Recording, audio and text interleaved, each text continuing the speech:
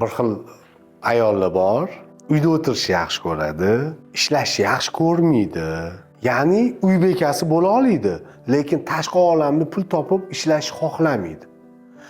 Ko'p holatlarda buni kelib chiqish sabablari bor. Bu o'zidan o'zi bo'lmaydi.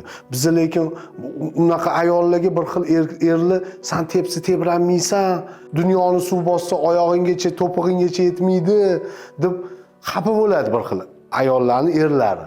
Lekin u ayollar uyda uy bekasi vazifasi va farzandlariga ona vazifasida shunaqa uyda, uy holatida yashashni xohlaydi.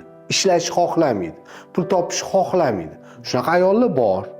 Uni kelib chiqishi ko'p holatlarda bolalikka kelib, o'smirlikka kelib taqaladi. O'smirlik holatida agar ko'p ota-onasi ishga chiqazib yuborgan bo'lsa, pulga ko'p talab qo'yilgan bo'lsa, ko'p ishlatishgan bo'lsa, mehnat qildirishgan bo'lsa, o'smirlik, bolalik vaqtidan уже mehnatdan bezib qolgan odamlar bor.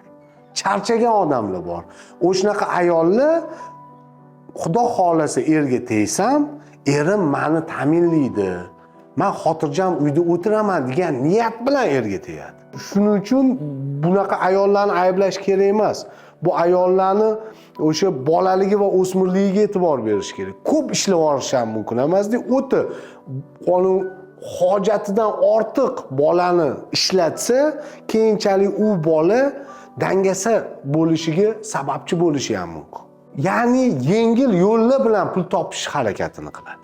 O'shanga imkon qadar erkaklar ayolinglarni uyda o'tirgani uchun, uy bekasi bo'lib, bolalaringizga qaragani uchun jerkib urishib tashamanglar.